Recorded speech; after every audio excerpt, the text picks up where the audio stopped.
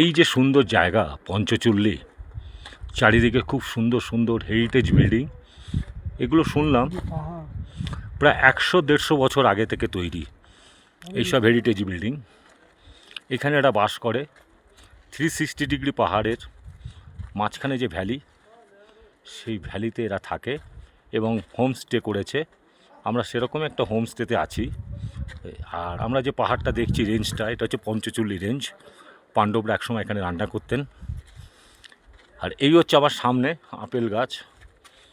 এই আপেল গাছগুলো আর 3-4 মাস পর ফল দেবে, যদিও ওরা খুব ছোটো এখন। আর এখানে একটা ভালো লাগলো, সব বাড়িতে একটা সোলার সিস্টেম আছে। আচ্ছা, বাই দি বাই, কথা প্রসঙ্গে এটা জানাই যে আমরা যে সময় এসেছি এটাই লাস্ট টাইম। এরপর এরা সবাই নিচে নেমে যাবে। নিচে বলতে ধারচুলা। তার কারণ এখানে এতটাই বরফ পড়বে যে ওদের পক্ষে থাকা খুব অসুবিধা হয়ে যাবে, সেই জন্য ওরা বেরিয়ে যাবে। আর এখনই আমরা দেখতে পাচ্ছি যে পাহাড়গুলো সব বরফে ঢেকে আছে এবং চারিদিক থেকেই, যেদিকেই তাকাই সেদিকেই শুধু দেখি পাহাড় আর পাহাড়। এই ভ্যালিটার নাম হচ্ছে দর্মা ভ্যালি। দর্মা ভ্যালি একটা খুব ট্রেকিংয়ের একটা সুন্দর জায়গা। এখানে বহু পর্যটক আসে যারা এখানে ক্যাম্প করে থাকে এবং এখান থেকে তারা পঞ্চচল্লী ট্রেক করে। যদিও আমার যা বয়স, তাতে আমার পক্ষে ট্রেক করা সম্ভব নয়। আমি যতটা পেরেছি করেছি, যা আমার পক্ষে সম্ভব।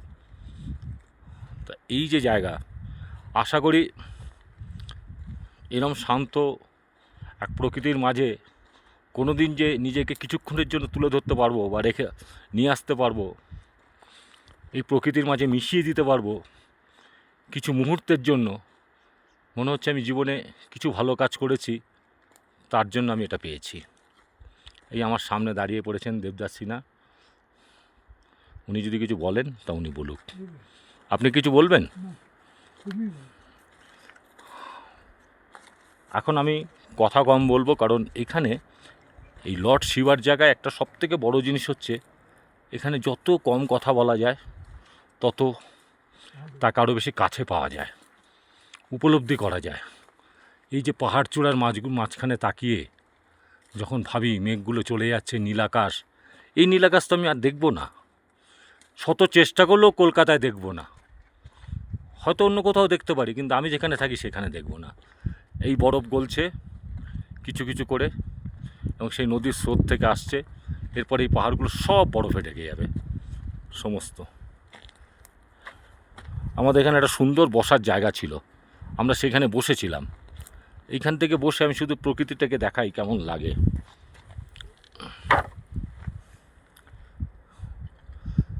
এই ভ্যালি, এখানে সব হোমস্টে, নিচে ক্যাম্প করে থাকা যায়, এই ক্যাম্পিংয়েও থাকা যায়। তা এই যত দেখাবো এর কোনো শেষ নেই, আমি এইটুকুই রাখলাম। পরে আবার যদি সুযোগ পাই অন্য কিছু দেখাবো।